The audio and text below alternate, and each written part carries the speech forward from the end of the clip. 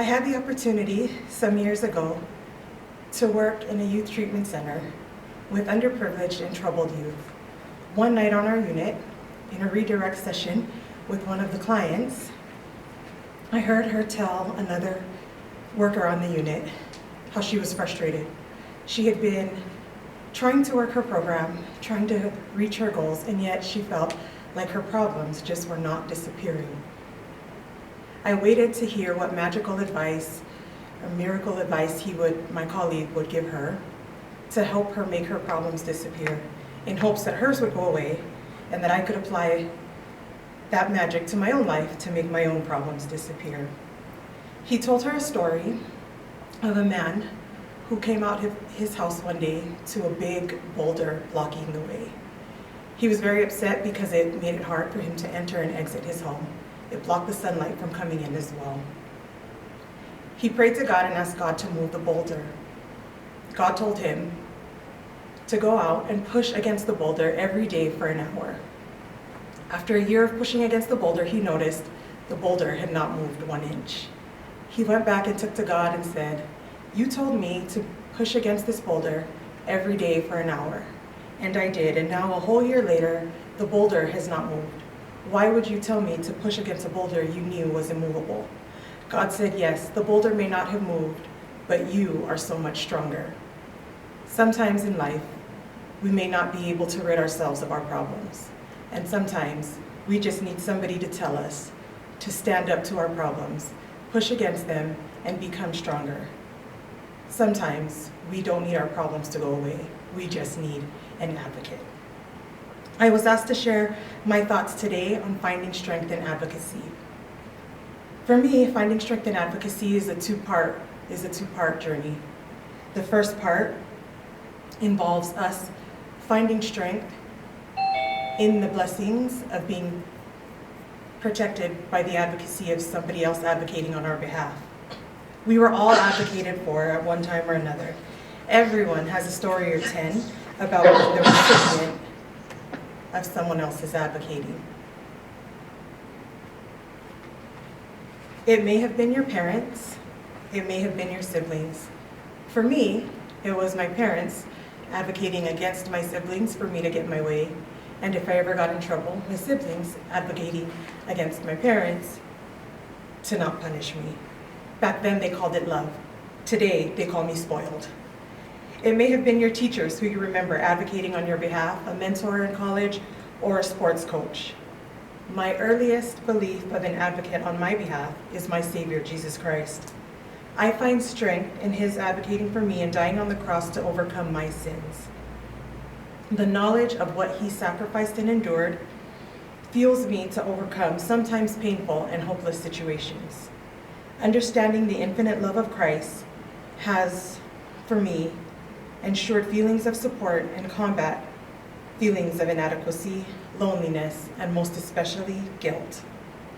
It is the very understanding of this intercession made on my behalf by the Savior's advocacy that has put me in a path to advocate for others. Doing what I now do affords me the ability to sacrifice, the desire to endure, and the opportunity to serve and support those who so desperately seek it. The second part of finding strength in advocating is me finding strength in advocating for others. To no surprise, are the strengths that I find in this role the same as the strengths that I found in the first. The ability to sacrifice, the desire to endure, and last, the opportunity to seek and bless those who seek it. These are the 3 points I would like to focus on for the remainder of my time. Sacrifice. The creation of my platform has required me to sacrifice so many things which have been vital in my growth and becoming who I am and who I'm meant to be. It has required me to give up time, old habits, pride, which caused me to prematurely judge and be very close-minded about many things, and to lack forgiveness, and many other things I've been required to sacrifice. The principle of sacrifice works much like a slingshot. The physics of a slingshot involves the stored use of elastic energy to shoot a projectile at a very high speed. the heavier the projectile, the shorter it will travel, and the harder it will fall. Sacrifice has allowed me to rid myself of excess emotional, mental, and even some physical weight. The things I have sacrificed have become the elasticity needed to project me towards my goals and my recent accomplishments with much speed and force that could come only from the energy of advocating for others.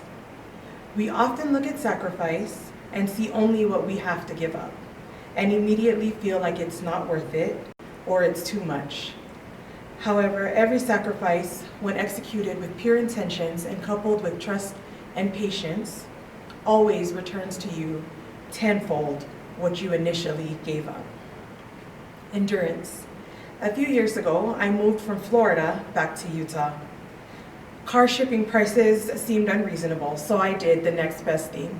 I packed up my car with as many of my belongings as could fit, and I drove myself from Florida to Utah. The 34-hour drive required much endurance, which could only be answered with preparation. Some of the things I did to prepare was get an oil change, have my engine checked, have my tires checked, have my gas tank filled, get directions from point A to point B.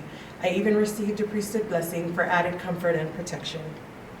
I had money set aside for food and emergencies, designated rest stops, and a plan to pick up a backup driver halfway through my drive. While I didn't know exactly what may happen between Florida and Utah, I did prepare myself to endure whatever would. My journey in life has been much like this road trip. I knew where I was, and I knew where I wanted to go. I did not learn until later, however, that advocacy would be the preparation I needed to endure anything that I would face along the way. The knowledge and edification that I received from talking with a vast number of individuals has been much like an oil change that has refined my soul and allowed me to improve my soul's performance and serve my life's purpose more effectively and efficiently. Encouragement, support, and gratitude received has been the refueling my mind often needs to adjust to do one more hard thing. I take rest stops when needed and know that if I ever need a backup to help me out, there are a number of people standing by ready to assist. While I still don't know what lies between here and where I want to be, I am certain that advocating for others equips me to say with confidence, come what may and love it, and then continue to endure. Third, the opportunity to serve and support others. A short story tells of a man, an older man, walking up to a shore littered with thousands of starfish, beached and dying after a storm. A younger man was seen picking up the starfish, each individual starfish, and throwing them back into the ocean one at a time. The older man walked up to the younger man and said, "Why do you bother? You're not saving enough to make a difference." Without pause, the young man picked up another starfish and sent it flying back into the ocean, then looked at the old man and said, "It made a difference for that one." I would be lying if I said that I have never questioned whether or not my efforts are in vain. I wonder sometimes if I am valuable enough to have a seat at somebody else's table. But I have received confirmation time and time again that so many of us are weathering our own life storms. So many of us are beached and dying and just in need of one person to make a difference. So even if I sit alone at my own table, I will continue to do so because it matters and makes a difference to someone, somewhere, even if those around you cannot see it. As part of my Instagram live series platform, Rising King Media, I interview a number of individuals sharing their stories about trials and traumas that they have experienced and how they have used it to allow themselves to rise into completely new people. Always leading up to the interview, I will get messages from the interviewee asking if their story is adequate enough, if they are valuable enough, if they are worth my time, or if I should give the spot to someone with a more valuable story.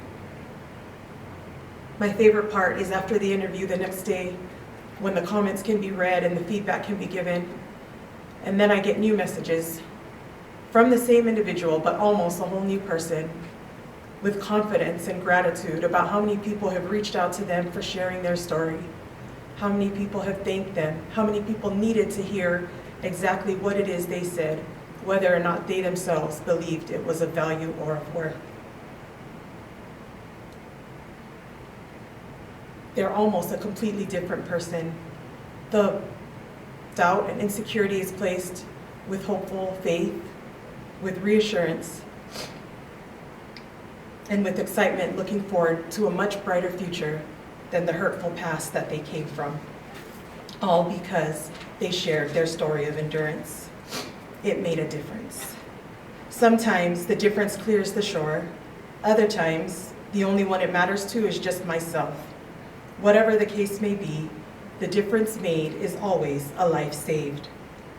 I am grateful that I have been blessed with the talent, ability, and attributes to advocate. I thank those who have allowed me to advocate for their cause and on behalf of their lives. It has been the journey of your self-discovery that has allowed me to discover my truest, strongest self. In the beginning, I talked about an immovable rock in the advocate who told the man to keep pushing because it makes him stronger. But I close by saying, no matter how big of a stumbling block your problems, your past, or your abuse may be, I stand ready to push against its forces. Not only because it will protect you, but also because I know that it will make me stronger. Thank you.